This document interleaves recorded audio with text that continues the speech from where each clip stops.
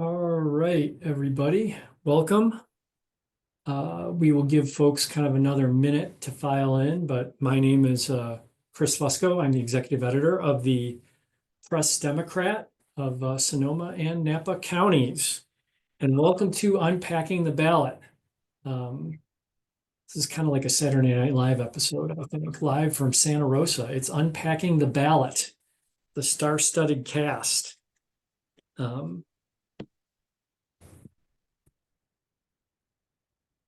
All right, I'm going to get started introducing folks as folks file in.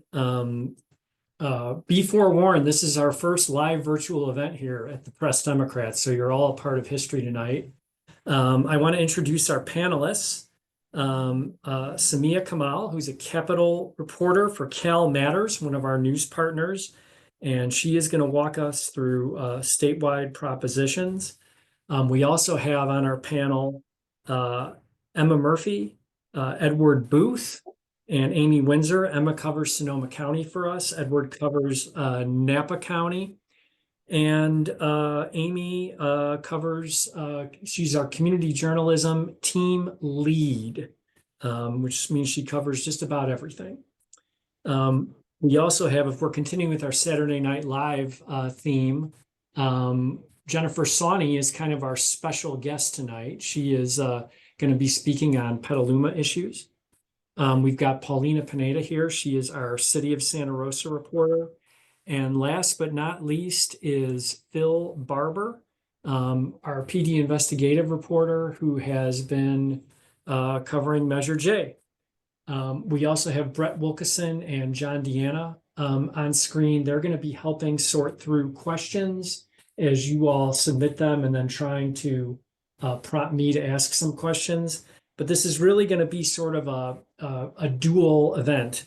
If you put a question and write it in the Q&A, one of our folks on the screen is going to do their best to try to pick it up and get you an answer when they're not talking. If they are talking, obviously they're talking and they can't do that. But John and Brett and others will be trying to sort of respond to your questions in the Q&A. We have put this event at 1 hour. So we are going to try to do our best to cover some really packed ballots with dozens of questions in an hour. If we do go over, I think we can go over a little bit, but we're going to really try to do our best to keep this at an hour. So if that is it, we are going to get started with Samia, and we're going to work through the 10 statewide props. And I think we'd like to start with props 33 and 34 because they are both sort of housing related. Prop 33 is basically one that would enable cities to enact their own rules on rent control with the hopes of providing affordability for middle and low income folks. But on the other side of that, opponents say that if critics adopted such strict rent control measures, it would make California's already dire housing shortage even worse. So Samia, that's kind of the nut graph. What more have you been able to glean about Prop 33? Yeah, thank you for having me and appreciate everyone tuning in. And I do want to start off by flagging our CalMatters voter guide, which has more detail because I know we won't get through all of the nitty-gritty of all of these very complicated propositions. But yeah, I think you summed up Prop 33 well. It allows cities more leeway in controlling rent control. So if you're voting yes, you're allowing cities to have more leeway on that. And if you're voting no, you're voting to keep things as is. Currently, cities are allowed to limit the amount that landlords can raise the rent each year, but there are limits, like they can't set rent control on single family homes or apartment buildings built after 1995. So if it passes, cities would have more leeway to, possibly enact rent control on some of those areas that are not currently covered. It's also worth noting that Governor Gavin Newsom in 2019 did sign a law that limits annual rent increases to 5% plus inflation, or 10%. And but the tenant advocates who are supporting this proposition, they feel like that law has not gone far enough. And I think another theme we'll hear is, these ballot measures sometimes take many years to organize and to get enough signatures or to get funded enough to really succeed. So, but also this is the third attempt. California voters have twice in the past rejected, these kinds of easing of the restrictions on what cities can do with rent control. Yeah, and I think that's super interesting that this was tried in 2018 and 2020, and that's what gave rise to the law down the road. And it's also interesting that Prop 34, the next one down the ballot, is sort of, I don't know, proverbial wolf in sheep's clothing, so to speak. It's sort of geared toward one way, but it's really more of a shot at trying to knock out one of the folks who was behind 33, right? Correct. You summed that up beautifully. Sometimes when I'm talking about this one, it feels like that meme that It's Always Sunny in Philadelphia meme with the tacks and the strings and like trying to connect all of these different things. But yes, one of the Prop 34 is aimed at basically trying to stop one of the supporters of Prop 33, a major funder of Prop 33. So basically, Prop 34, what it does is there is this federal program where healthcare providers can get discounts on pharmaceutical drugs if they serve low-income communities. And so through this program, they can make a lot of profits. What Prop 34 would do is just require California providers to spend 98% of the revenue that they get from that program on direct patient care. But it doesn't apply to all healthcare providers. It applies to a very narrowly tailored group, or not even group. As far as anyone can tell, it applies to one person, Michael Weinstein, who is the president of the AIDS Healthcare Foundation. And the proposition is so narrowly tailored that it says it applies to those that spend at least 100 million on other expenses other than direct care, that own and operate apartment buildings, and that have racked up at least 500 severe health and safety violations in the last decade. So the kind of conversation around this has been, I know a lot of the newspapers in the state have, said that the ballot measure is not the place to do this kind of thing. They've called it, I think, a revenge ballot measure.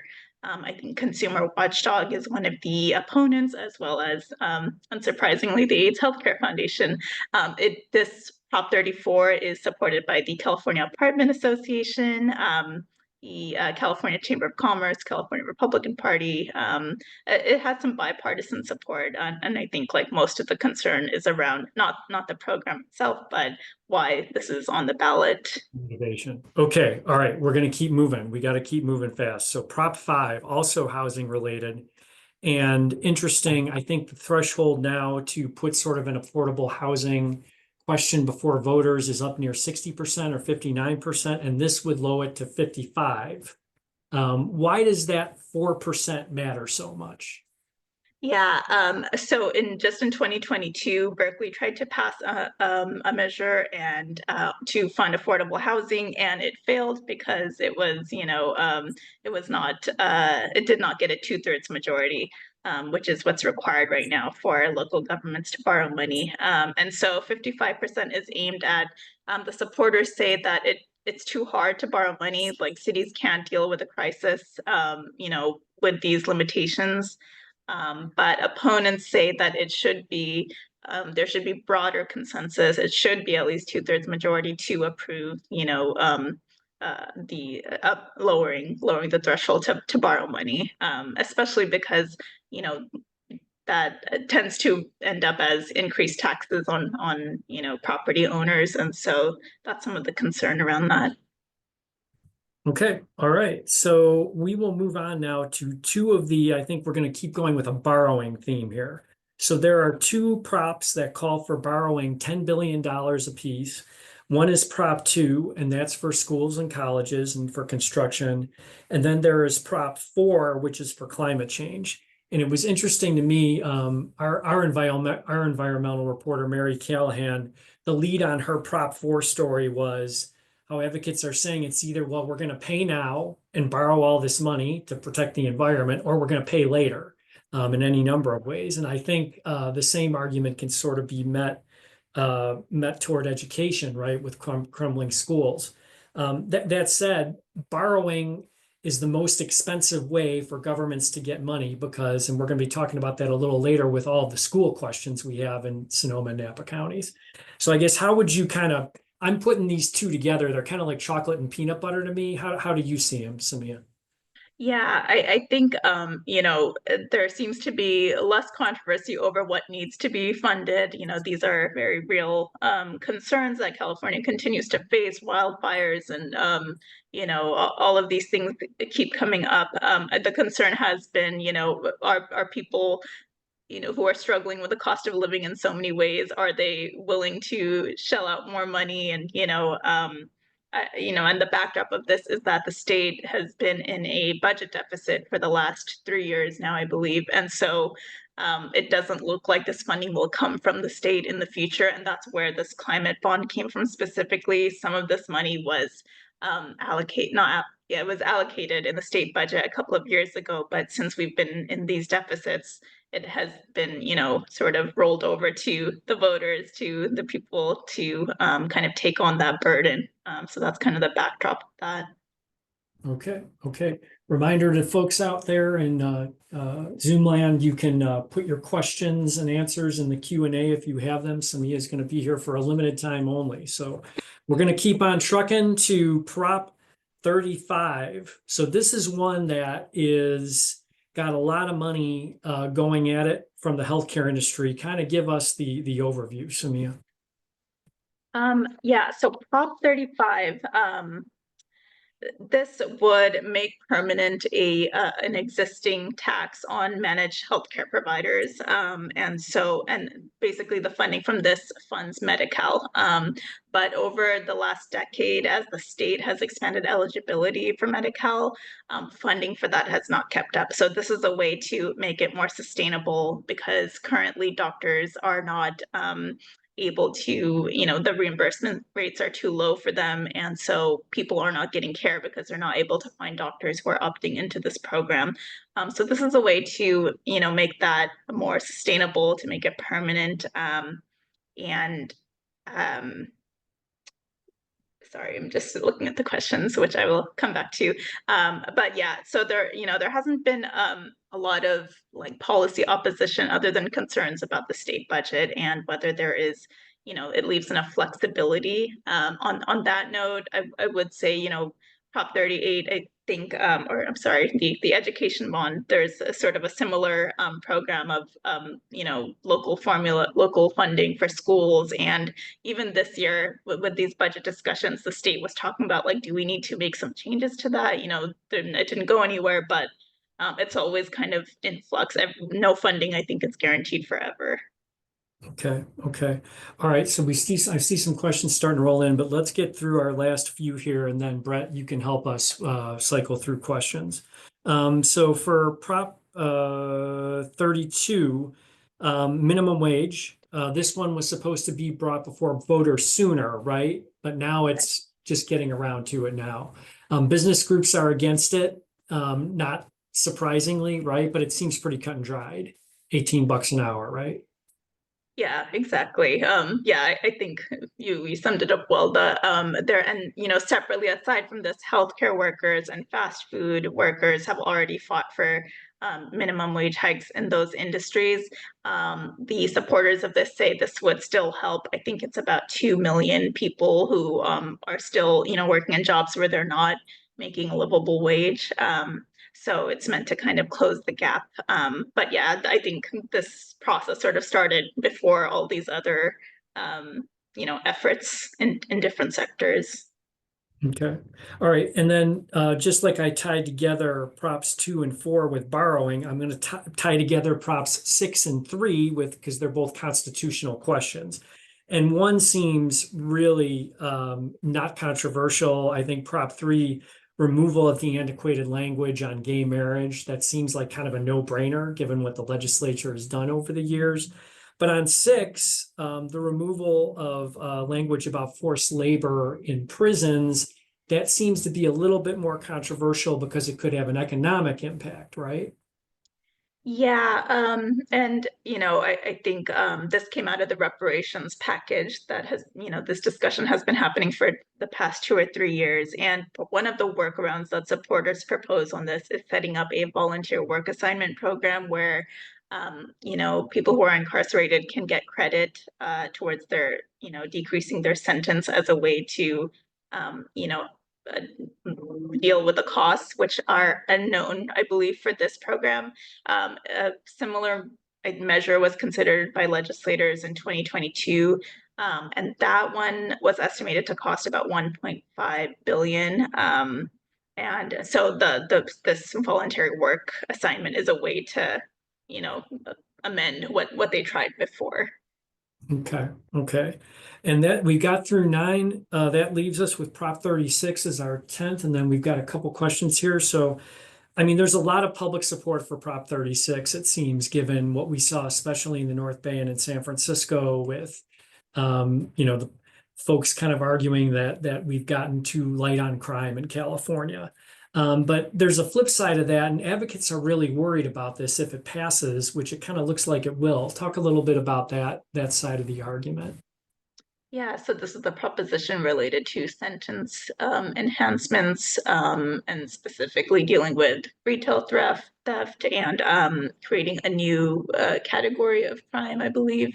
And so yeah, it is. I think we're in that point again of the pendulum swinging on criminal justice reform and then getting tough on crime again. So sorry, Chris, I may have missed your actual question, but Well, I guess that I've seen some writing about like social advocates and stuff saying that they're worried about how this could really impact sort of everything from prison reform, whatnot. And just didn't know if you had anything more to elaborate on that. yeah, I think there's also kind of been a argument from those same folks who are concerned about the pendulum swinging back towards, these tough on crime measures that, are these enhanced sentence enhancements even going to be effective, or is it going to cause, prison overcrowding and more cost to the courts and more cost to counties in the state? So that's sort of one of the threads of the opposition that I've been seeing. Okay. All right. So going to try to jump really quickly to some questions. So one, Krista was asking, is Prop 5 retroactive? The housing Yes. related? Sure. It would Wow. it would apply to and sorry, let me just make sure I have the right prop here. But yes, this is the threshold. Lowering the threshold would apply to measures that are on the November ballot. Okay. Interesting questions. The state had $100 billion surplus a few years ago. Why did the government not fund some of these initiatives like Prop 2 and Prop 4 when they had the money? So on climate, they did, or they set out to. Uh, but I think not everything was, they kind of planned for money over the years, like whatever they had in 2021, say, a surplus, they'll spread that funding out to be distributed over 3 years. Then they get to year three and they're like, oh, wait, we don't have any, we don't have enough money to keep this going. Okay, all right. And then from Lori out in the audience, she would like to know for Prop 35, what will the impact be on children under 5 to get Medi-Cal coverage? This would be related to the proposition over making the MCO tax permanent. There should not be an impact on like age groups and coverage. I apologize. We have a healthcare reporter who is very savvy on this. I don't know of any impacts too specific, like who is covered right now. I think it's more about the funding and like kind of the doctor supply issue. Okay. Yeah, I see a couple questions. I'm just going to kind of generalize them a little bit. Don was interested in the impact of all this on seniors, and Larry was kind of talking about the cost of government bond issues. And we're going to be hearing a lot about bond issues tonight. And it is kind of been proven, and studies have shown that when you borrow a bunch of money up front, you can't take out a mortgage without paying interest. So for seniors, these could be some difficult decisions at the ballot box, given, do they really want state government and their local governments to take on more debt? Okay. All right. So we have gotten through. I think we are gonna, Samia, if you want to kind of look in the chat before you get rolling, and maybe you can answer a couple more of these there. but we are at 6:20, so we need to keep this show on the road. And we are going to move over now to Emma, who covers she's our Sonoma County government reporter. And Emma, can you just give us a quick rundown here on how turnout is going in Sonoma and Napa counties and kind of the efforts to protect election integrity? Sure. So in Sonoma and Napa counties so far, the mail-in ballots have been, early returns anyway, have been behind what we saw in the previous election in 2020. But in Sonoma County, there have been 90,000 ballots returned as of this afternoon, which is about a 29% turnout rate. At this time in 2020, it was at about a 47% turnout rate. And then early voting in both counties opened this weekend. Sonoma County's had 750 votes cast so far, which is higher than in previous election cycles. It is the county's first presidential cycle with the current election model, which allows voting centers to open 10 days early. And in Napa County, as of Friday, they had received 16,795 mail-in ballots, which is, like Sonoma County, behind 2020. I haven't been able to speak with the Napa County voter registrar today, so I don't have the in-person vote numbers, but we'll be following that and reporting as we get those numbers. It's really interesting to me to hear, kind of the numbers being behind, I think, a little bit. I think everybody would have anticipated. I think they're all waiting for this discussion so they can actually know what's going on with their ballot, right? Yeah. And both county elections officers told me that there might be a few reasons why the numbers are trending behind. A big one would be the pandemic. There was a lot more concern about getting the mail-in ballots and the USPS being able to handle the volume of ballots during the pandemic, which is why we saw such high numbers. And then that's kind of the big one. And then the other one is that I heard from Diva Proto, the Sonoma County voter registrar. She said that she thinks folks are also maybe becoming more used to the election model where you have the early in-person voting. So that might be affecting the numbers a little bit as well. Okay. And obviously, it's going to be really difficult. I mean, get out your crystal ball. It's going to be really hard for us to have results on election night, right? Yes. So those are going to be rolling. Election night, you'll see the results that are posted will include the in-person votes, and then it will also likely include some mail-in votes. But those mail-in ballots are going to be counted on a rolling basis and numbers posted sort of as processed and available by the time of each update, which is also going to be a little bit fluid. So if you want to have your vote counted for sure on election night, the best way is to vote in person. Okay. And you'll obviously, for results, have to just keep checking pressdemocrat.com and your Press Democrat app at least 4 times a day. Absolutely. Shameless plug. All right.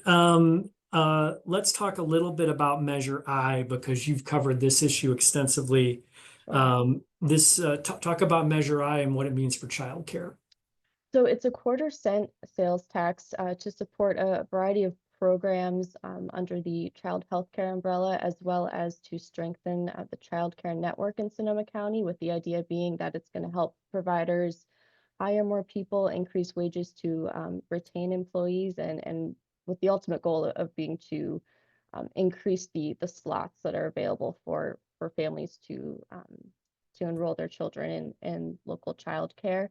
The campaign, Our Kids, Our Future, estimates that the tax will raise about 30 million annually, and the breakdown largely goes 60% of the revenue is going to go to childcare, which includes pay for employees, workforce growth, and the expansion of the network, the childcare network in the county. The remaining 40% would be directed towards children health and early development programs, such as perinatal and early childhood mental health care, pediatric screening, treatment, and assisting children facing issues like homelessness.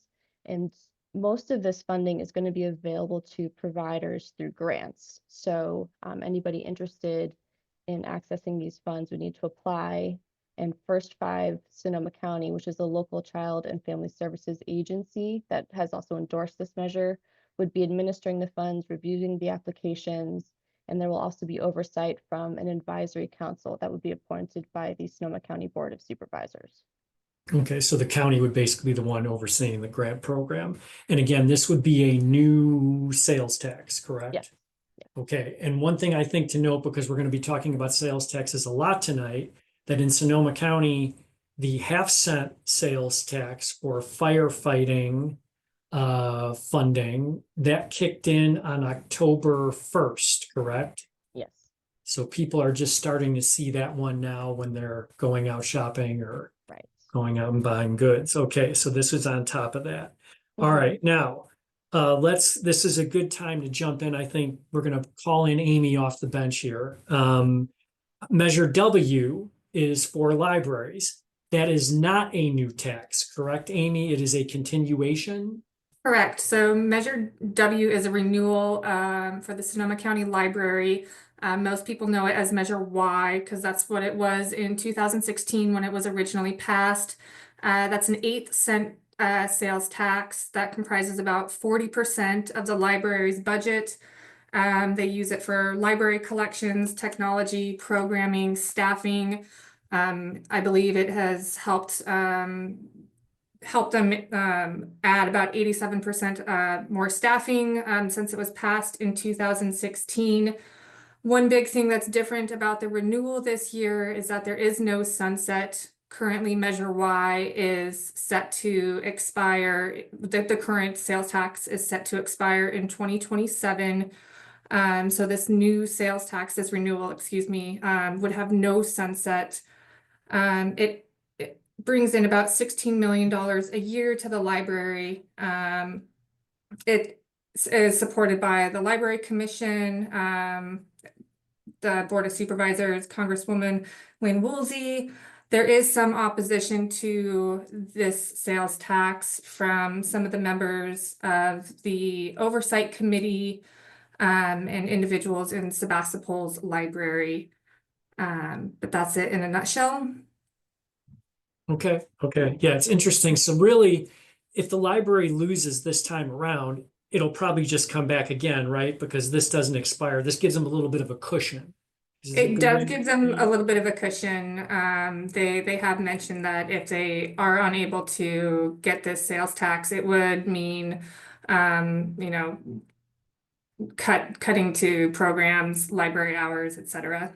Okay.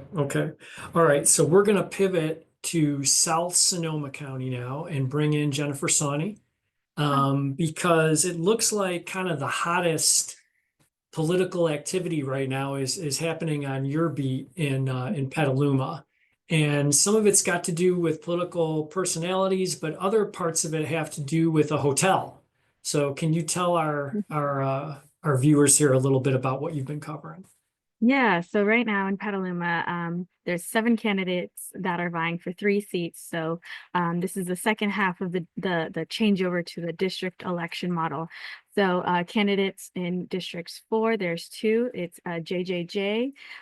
He's an animator and a former owner of the Petaluma Hills Brewing Company. There we have Frank Quint. He's a member of the Transit Advisory Committee, also a professional. I'm losing, let's see, he works in transportation, excuse me. And then that's on the Petaluma's east side. District 5, we have Blake Hooper, who is a part of the Planning Commission. He also had an unsuccessful run for supervisor a few years back. And then we have Alex DeCarly. In District 6, we have 3 candidates, and that's probably the hottest race of them all.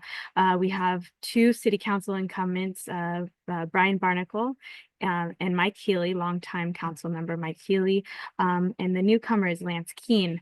And so the race is really heating up in District 6, where the hotel, so there's a proposal for the Appalachian Petaluma Hotel at the corner of B Street and Petaluma Boulevard South, right in the heart of downtown Petaluma.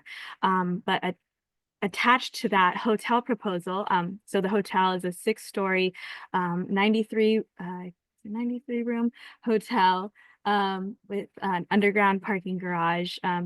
And that 6-story hotel, it it goes above the current zoning for that area for the historic downtown of Petaluma, which height restrictions are capped at 4 stories, and then there's height ratios as well that are being extended with this proposal. But in conjunction with the hotel, the city has also brought forth what's called the downtown. Let me get this. It's a bit of a mouthful. overlay. The overlay. It's the downtown housing and economic opportunity overlay, which proposes to increase building heights to 6 stories, increase the floored area ratios, and increase maximum lot coverage. And so this has really become a very contentious topic. A lot of opponents are concerned that this might, has existential undertones, but many people are concerned that this could possibly destroy the look and feel of Petaluma's historic downtown, whereas those in support of it see this as an opportunity, as the name states, an opportunity to increase, add more storefronts, increase housing, and it is designated to 3 areas in downtown. So there's a bit of contention for that. The candidates that do support it, and I have this right here. I think I saw there's a question in the box. So those who do support it, Brian Barnacle for District 6 supports it. He's been a vocal supporter of the tax revenues that could really help the city. Those who oppose it, Lance Keene also for District 6, Mike Healy also District 6, JJJ also opposes it, and Alex DeCarly for District 5 also opposes it. Quint has not stated, Frank Quint from District 4 has not stated his position, and Hooper has said that he opposes it in its current format. So there's still a lot to see with that, but and I think that's kind of the overview of That's a pretty good overview of the overlay. So Jennifer, I guess a question would be, I mean, obviously, downtown development brings revenue, right? Mm-hmm. And is Petaluma's financial situation, I mean, sales tax, we're going to be hearing a lot from Amy later on, and Edward coming up about sales tax questions. Is Petaluma's financial situation one where if they don't get the overlay and don't get more development, that they're in hot water financially?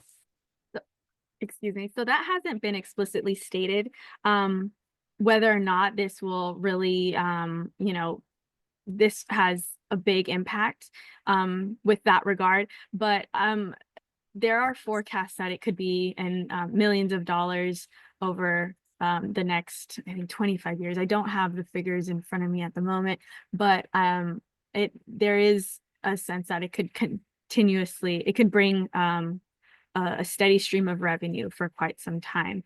But no, Petaluma financially, I think we're doing okay. We've had a few measures passed in past few years, bond measures that have really helped with streets, with infrastructure, police. And I know Petaluma is known for its potholes, and a lot of those have been covered recently. And we've seen a lot of really big infrastructure improvements, but that money isn't going to be here forever. So this seems to possibly cover some of that. All right, so that's the situation in Sonoma County's second largest city. We are going to go cross the Mayacamas now and go into Napa with Edward. So, there's a lot of local races going on in Napa, Edward, and they're a little hotter. They're not quite as hot as Petaluma, I don't think, but they're still pretty hot. So tell us about those races and what it could mean going forward in various communities. Yeah, so probably the biggest race in terms of candidates for city council is American Canyon, and that's because they're definitely getting a new mayor. Their current mayor, Leon Garcia, who's been there for 2 decades, is stepping down. And so the 2 candidates there are David Oro and Pierre Washington.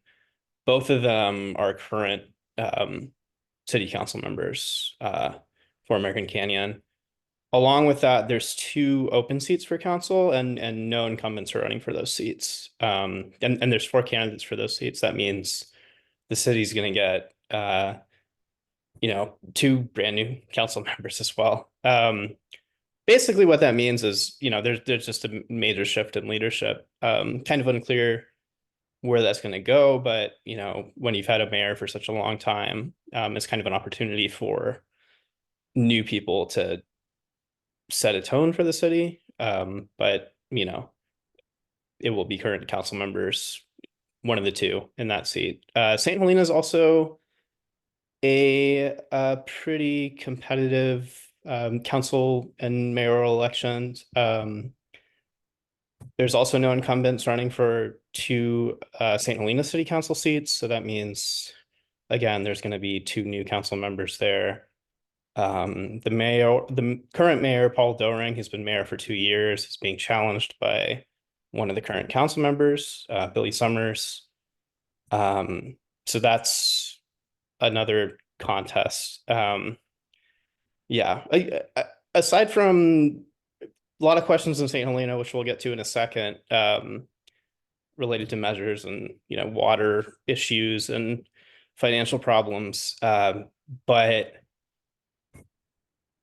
basically elsewhere in the county, probably not going to be that much change. There could be 1 new council member in both Yountville and Calistoga, but it's somewhat unlikely because incumbents are running in the 2 open seats for each of those cities. And then City of Napa has 2 seats up for election, but no opponents are running against the incumbents. And then the mayor has an opponent. But yeah, for the most part, outside of Calistoga and American Canyon, not much is likely to change. Okay. Yeah. All right. So people are asking about the Napa school bond. We're going to get there in a second, but I just really want to so St. Helena, which you were talking about, and St. Helena is one of these kind of classic wine country communities. I think people of America, people across America, they think about Napa County and Napa Valley, and many of them are going to go try to eat in St. Helena and visit there. But it's interesting to me, they are not trying a sales tax, they are trying a real estate transfer tax. Why are they going, what is a transfer tax, and why are they going that route as opposed to a sales tax?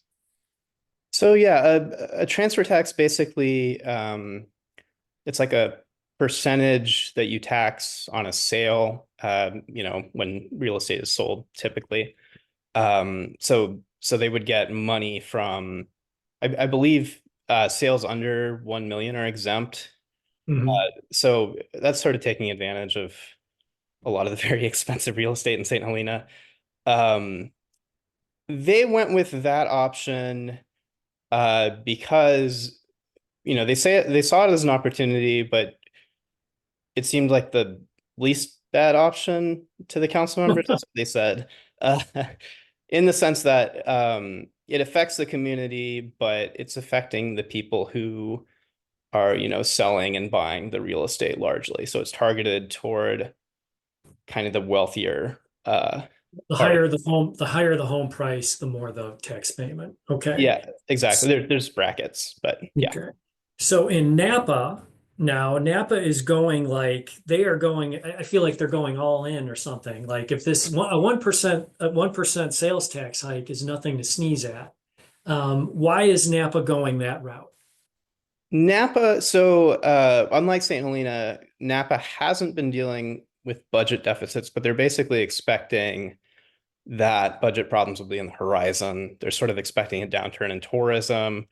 There's this really complicated thing with vehicle license tax stuff. They get money from the state because of kind of a shift, a school bonding or a school funding maneuver that was done like 20 years ago. But that's expected. They're expecting to lose 12 million because of that. The other part of it is the city feels at least that there's a lot of demand for services like additional sports fields, that kind of stuff. So they want a sales tax because it would be kind of a steady source of revenue, $22 million a year. that offsets potential losses in the transient occupancy tax. Napa gets about a fourth of its revenue from hotel room tax, which is great. You know, a lot of cities don't have that option, but there are problems of volatility there, which the city saw during the pandemic when travel basically dropped to zero. So yeah, they're expecting problems in the future, and they kind of want to shore up their general fund to provide for city services. Right. And of course, the argument with all the sales taxes we're talking about is it's not just borne by the residents, it's borne by anybody who shops there. So if you are a town where you're bringing people in, a sales tax is a way of kind of making the consumer from out of town share what the consumer has to deal with. Okay. All right. So now we're going to talk about the school bond and Measure U, which also involves bonding. Why don't we start with Measure U and then we'll go to the school? So Measure U is, Measure U is interesting. This is a transportation sales tax. But basically it would just replace an existing tax, which is it's a half cent tax, 0.5%, called Measure T, which has been in place since 2018. That provides around 25 million a year to all of Napa's municipalities for essentially road repairs, pavement replacement, that kind of stuff. The problem that the Napa Valley Transportation Authority identified was that in an unusual situation, they cannot take out debt, they cannot bond with those proceeds. And that's kind of an issue with how the original measure was drafted, and to have the Napa County Taxpayers Association not oppose it. But essentially what that's resulted in is Napa's pavement condition has declined because they can't take on these major construction projects. They're only getting funding kind of off the top. And so bonding, taking out debt is seen as a way to, tackle bigger projects. And they're also stapling on kind of some regional projects to this as well. Importantly, and this is the difference between the school bond, this tax would be, you're taking out debt against the future revenues of the measure itself. So it would be paid through the tax proceeds, as opposed to with a school bond, which is paid by residents through property tax increases. So how big is the school bond? The school bond, it's $230 million, I believe. And I believe that's the biggest one in Napa or Sonoma. Yeah, I think so. Okay. It's not as big as, I think it was the previous school bond that was passed in Napa, I think in 2015 was around 500 million, something like that. Okay. I'd be way off on that, but it was much bigger. Okay. Question from I believe it's from Patricia. Does California have laws requiring health and safety which would apply to public school buildings for public school children? I am a Napa resident and voter. Just curious, related to the Napa school bond being voted on this election, I read that some Napa schools currently have asbestos, which according to my understanding is a real health and safety issue. Why does this even need to be voted upon? Yeah, so my understanding of this, I'm not sure to what extent there is asbestos in Napa schools. They do mention it in like their ballot language and stuff. But it's been identified as a problem for decades now, but it's not seen as particularly urgent, because the problem with asbestos is like the fibers. And so it's a big health and safety problem once material containing asbestos starts to degrade, and those fibers get out. So yeah, there's kind of a more gradual effort to remove asbestos as it lingers in school buildings. And the fact of the matter is most of Napa's schools were built over 60 years ago. So a lot of the material in those buildings could contain asbestos, essentially, yeah. So in general, and this is the biggest bond ask for a school district, the biggest in Sonoma County is 159 million. What do the Napa schools want to use this money for? Yeah, so the main thing they put forward this time is essentially repairs and maintenance. They kind of want to revamp the interiors and exteriors of their existing schools. A lot of complaints about previous bond measures is they've gone toward newer schools, and then Napa in recent years has been closing schools because they've been losing enrollment, losing money, etc.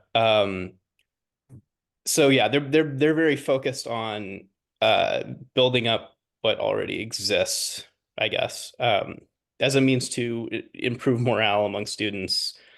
And yeah, that's essentially it. Okay, all right. Well, we're gonna cross back over the Maya commas now and over to Paulina to talk about Santa Rosa tax measures.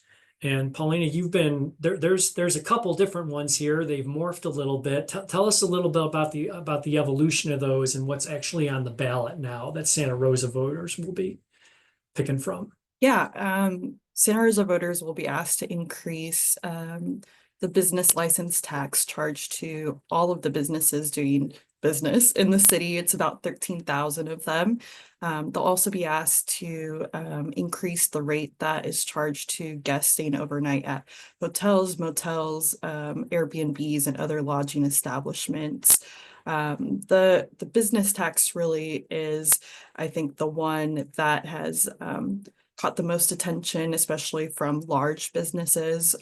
When this first came before the council over the summer, city staff had proposed to eliminate an existing $3,000 cap, which I think caught a lot of people by surprise, including some council members, and they had to do some sort of 11th hour negotiations with a lot of the business groups and larger employers in the county. Some of them had estimated that they could pay upwards of $100,000 or more, which was a huge increase compared to the $3,000 cap that they were paying, or that they are paying currently.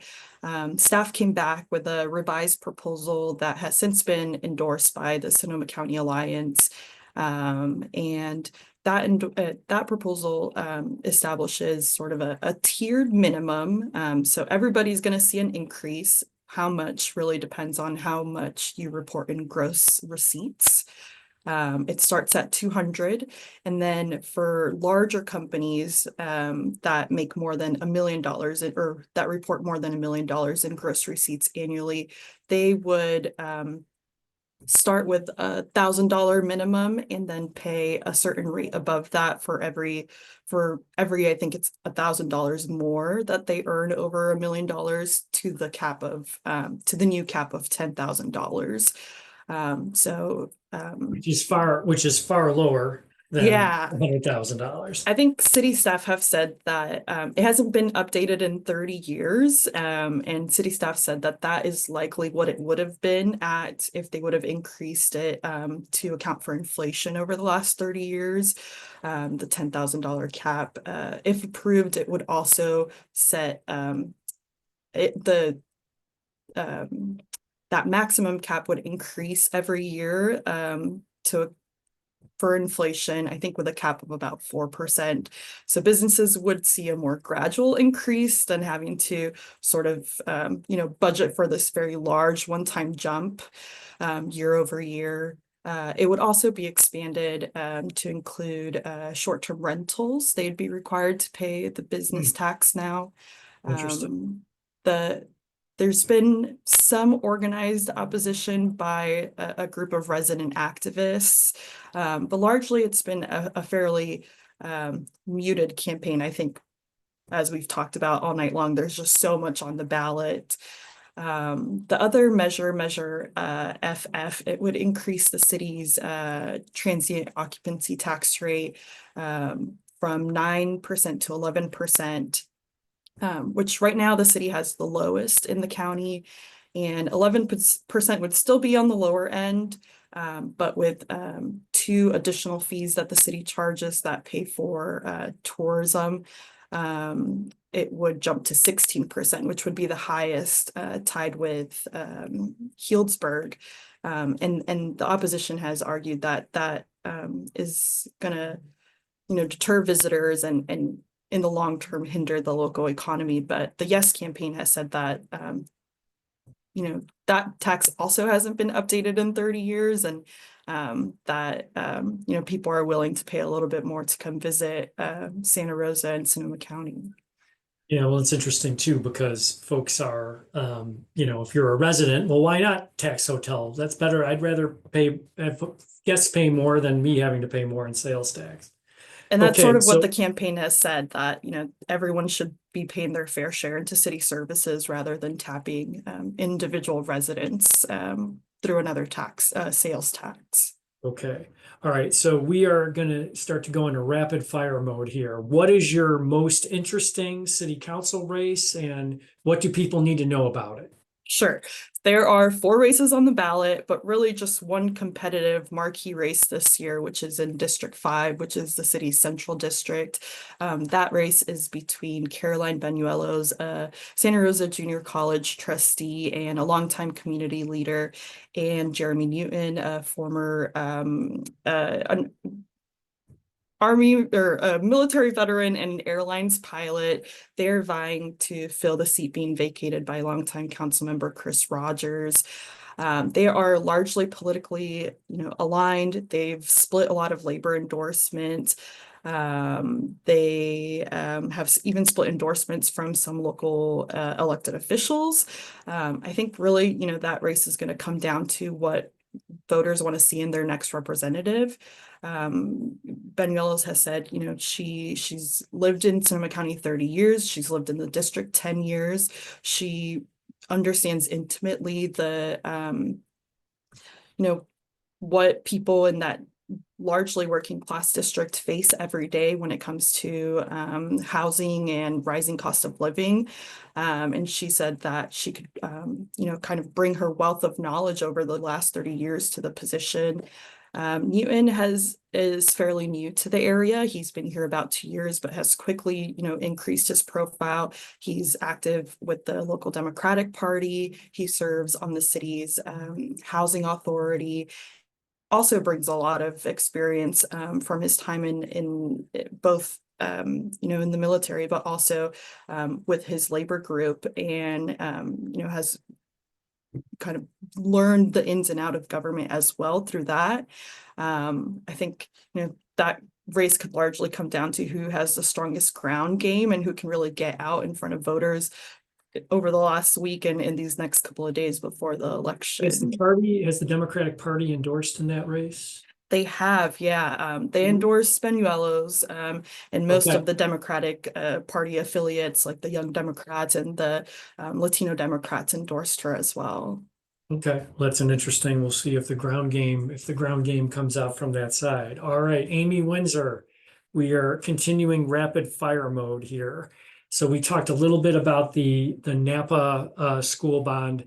How are things shaping up with school bond questions in Sonoma County?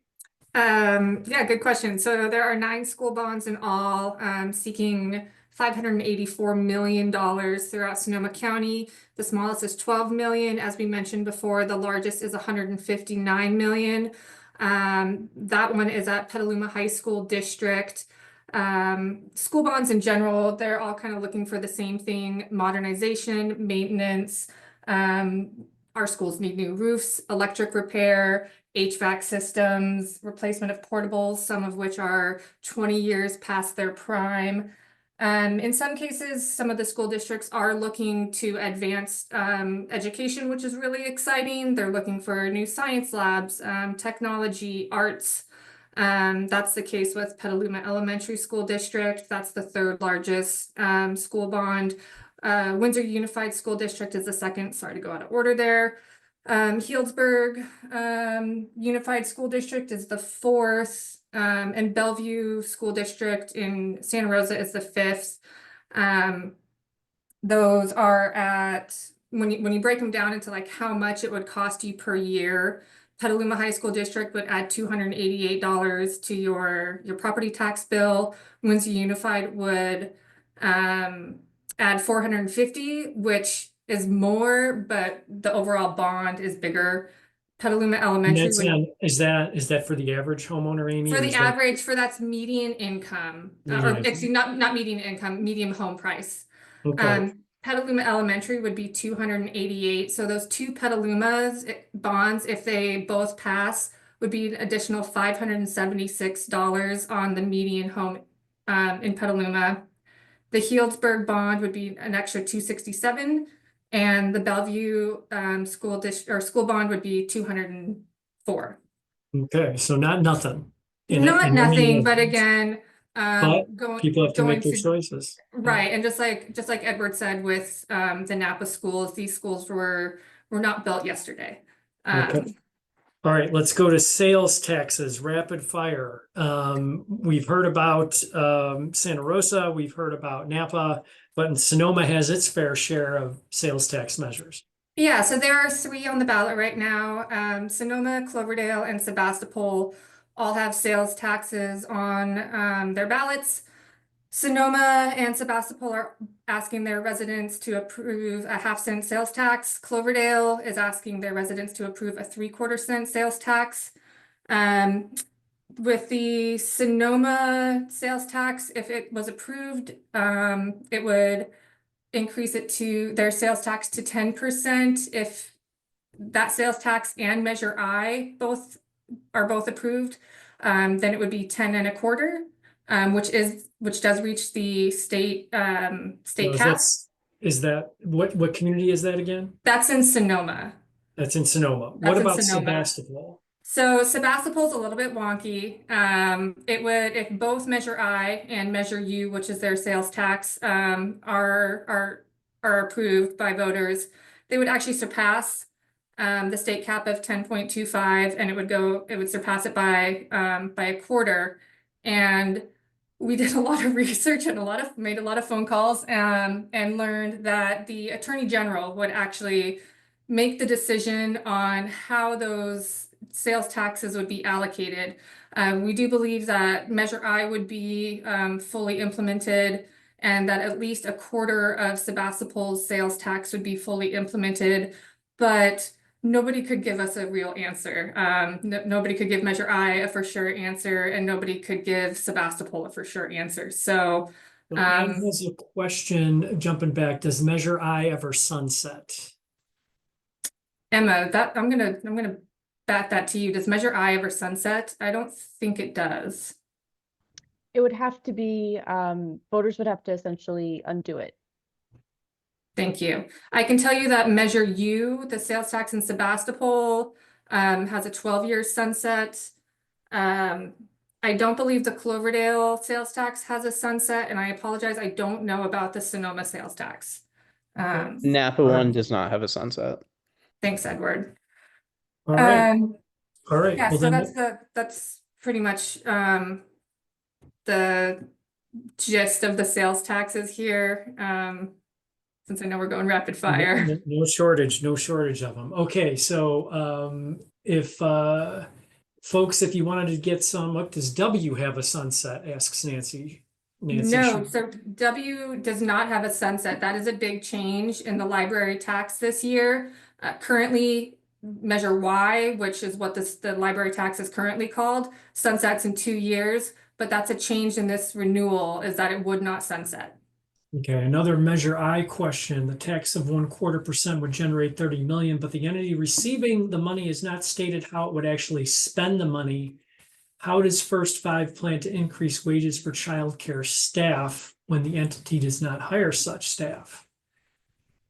So That's a this pretty detailed one. Yeah, so this again gets to the grant question. So providers would be applying to First Five for funding under the umbrella, and could apply for, to put that money towards wages, to help either add staff, increase pay to staff, things like that. And First Five would be processing the applications, determining that allocation, with oversight from the advisory council that the Sonoma County Board of Supervisors would be appointing if this passes. Okay, all right. Chris, I'll add that it's also not unusual to not have a detailed spending plan before a tax measure like that passes. Oftentimes those detailed spending plans do get hammered out after. All right. So Janet asks, are you going to discuss Measure J? Janet, you and I were just thinking exactly the same here because we're in overtime, but we are going to go. Phil Barber is always worth going in overtime for. Just a quick couple other things. Amy's been doing a lot of coverage. We have stories online about Windsor, Measure Q, the garbage bidding question. And also we've got some stuff out about roundabouts in Cotati, but we're going to let you go to pressdemocrat.com to look those up. All right, Phil, welcome. Thank you.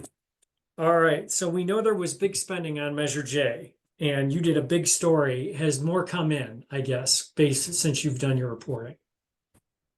Yes, there was a little bit of a flurry at the end.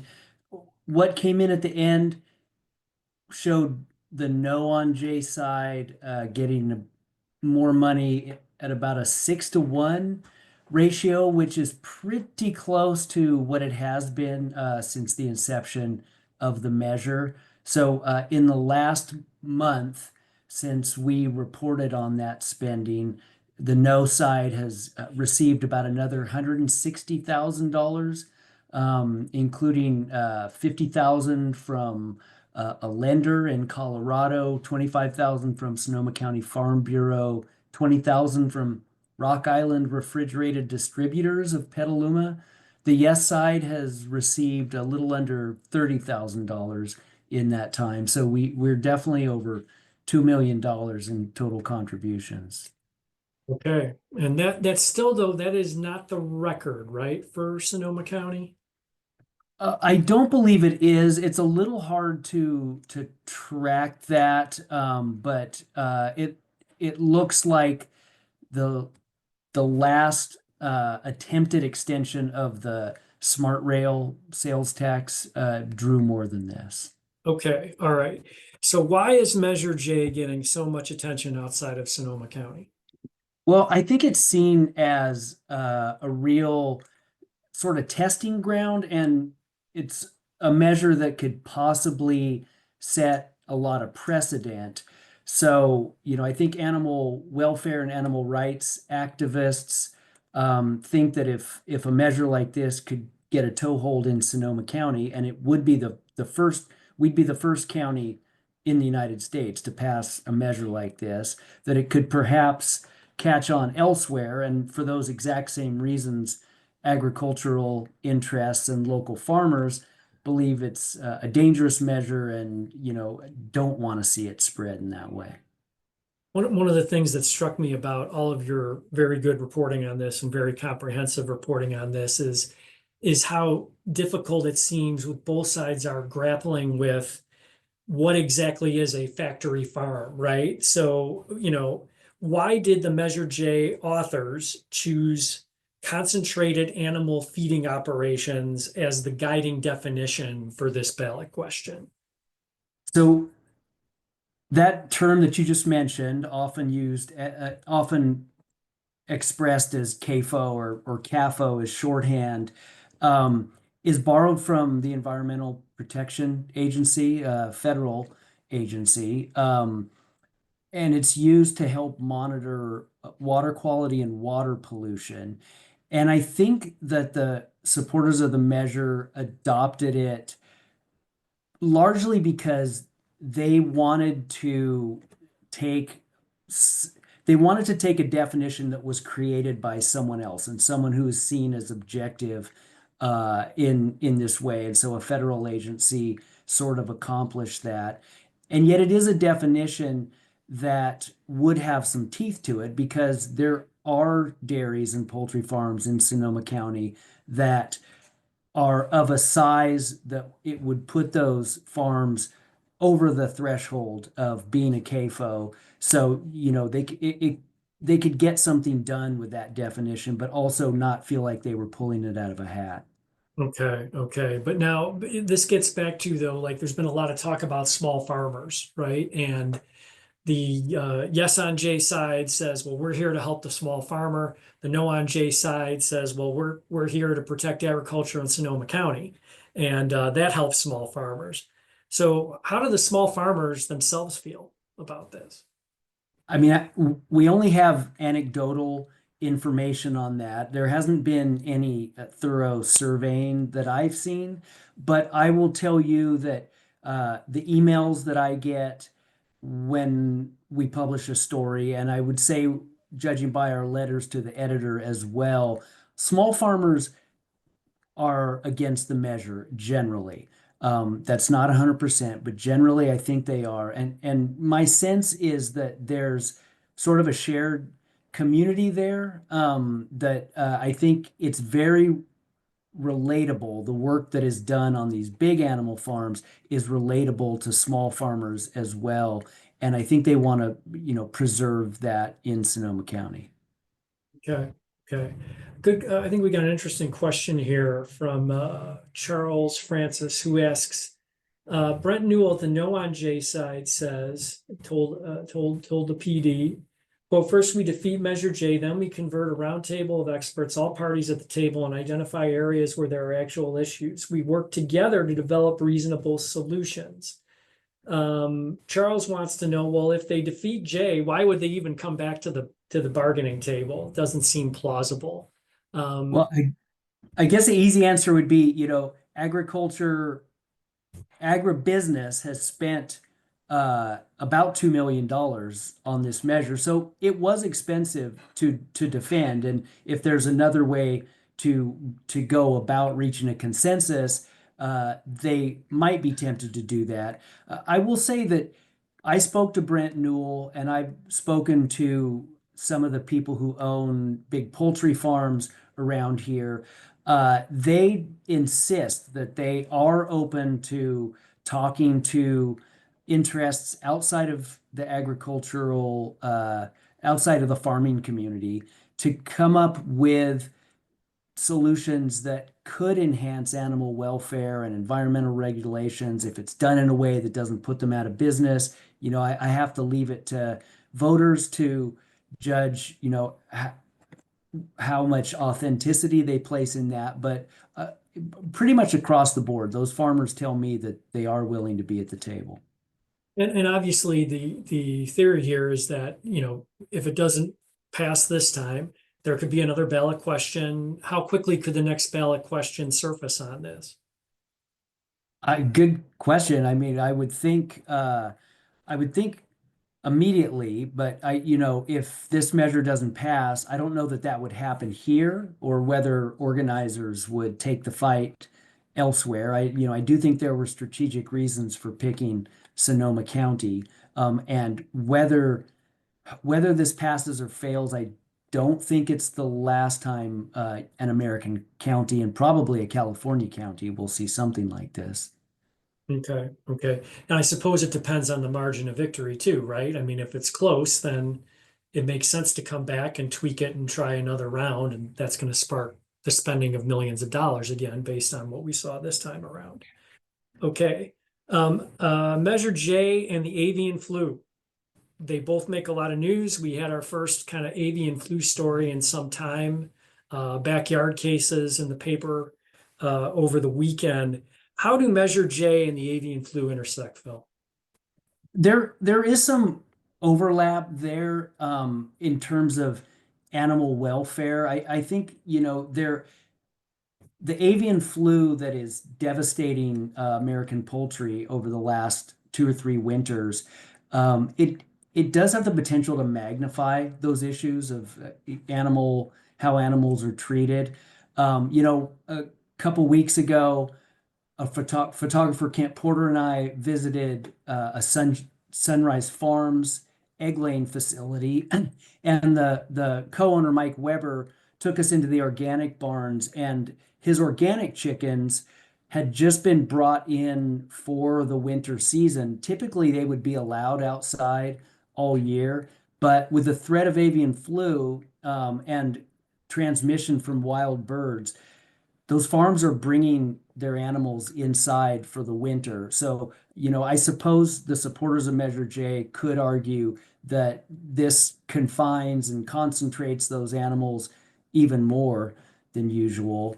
I guess it stands to reason also that birds that are packed together more tightly could be more susceptible to an airborne virus and spreading it quickly.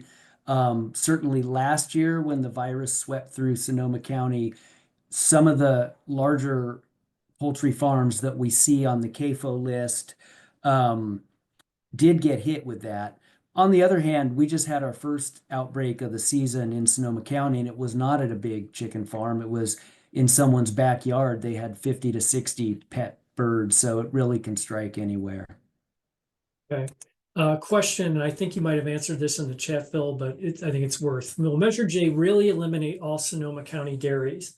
The UCCE Economic Impact Analysis report that the Board of Supervisors have prepared says that only 5 of our 50 dairies would be directly impacted. Could you please clarify which figure is accurate?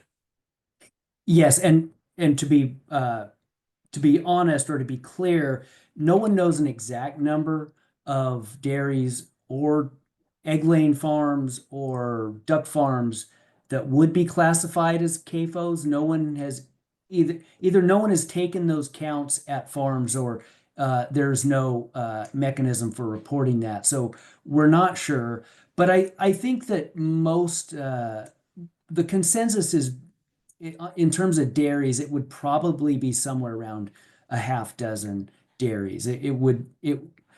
For a dairy to be listed as a CAFO, it has to have 700 or more dairy cows. And, there aren't that many in Sonoma County that fit that bill. Yeah, it's interesting. Kate asked a question. I feel so dense, but ultimately, what does it mean if Measure J were to pass? And it is a little bit of a moving target until the pencils are broken out, right, Phil? Well, it is, and it also, I have to say, is a very complicated formula that shows what a CAFO is, because there are many different categories depending not only on what type of animal you're talking about, but how those farms handle their manure. And so it's a pretty dense measure to read through, and I think a lot of people have been confused by it. But in a nutshell, if this measure were to pass, any dairy in Sonoma County that had 700 or more cows, any egg farm that had 82,000 or more chickens, any broiler farm, so that's a chicken raised for meat, that had 125,000 or more birds, any duck farm that had 30,000 or more birds would be considered a concentrated animal feeding operation, and they would have 3 years to reduce their footprint or reduce their animal population to get under that threshold. And if they were unable to do that after 3 years, they would immediately start accumulating daily fines. And then who would be responsible for doing the counting and enforcing that 3 year, if 3 years were to go, who would be responsible for cracking down? I mean, it would be county staff, and my understanding is largely through the agricultural commissioner's office, although I believe that Permit Sonoma, the county's planning and permit department, would be involved also. And that's a concern on the part of the county, because there would be, at least as the early analyses said, pretty substantial costs involved in those inspections, especially initially. And so, it would sort of add this layer of oversight and enforcement. Yeah, I think a lot of folks are talking about the numbers, but I kind of want to bring it back to a point you made about the attention being paid outside of Sonoma County. Because the numbers are a little bit fluid right now until it passes and would need to be enforced if it passed. Is this really more about the beginning of regulation of farming that just really hasn't been a staple of American life, and the American economy? Is this more of a fear? Is it more of the fear of what it might lead to than what it actually is? Well, I definitely think that the opposition to Measure J does exhibit, sort of a slippery slope argument. I think that they do feel that the size of a facility and what is allowable is a domino that could fall, and who knows where that would lead. I would say that it's not like agriculture, and especially animal agriculture, is unregulated in California. And in fact, California has the strictest animal welfare laws in the country for commercial operations. And you'll talk to the farmers, they believe that that regulation is enough, and they try to do, things on their own to make it even better. But the people who wrote this measure believe that the larger that a farm gets, the harder it is to ensure the safety of any individual animal, and that their conditions are humane. Okay, so we have gone 15 minutes into overtime. And I think we are gonna start to break up the party here, but not before we do a couple very special things if you're the 196 left on the call. So a couple things to look out for here, and you're hearing it here first. We are going to be doing a little bit of an exit survey, and it's going to be done digitally. We talked a little bit about doing some polling before the election, but we couldn't quite get there. But we're working with Sonoma State University and some students to put together what I think is going to be a pretty cool non-scientific exit survey of how you voted, not only on some local issues, but also in the presidential race. You'll be hearing more about that online, and maybe even seeing a house ad or two in the paper to fill out that survey. We're going to open it up hopefully later this week and keep it open until a day or two after the election. And this will be a partnership with NorCal Public Media. So keep an eye out for that, PD readers. And if you're not a PD subscriber, we are going to follow up and make you a special offer to try to get you to come in and be a part of our journalism community. We're really excited to be able to bring you experts and information like this tonight. And who knows, maybe we'll do it again after we get our exit survey back and after the election.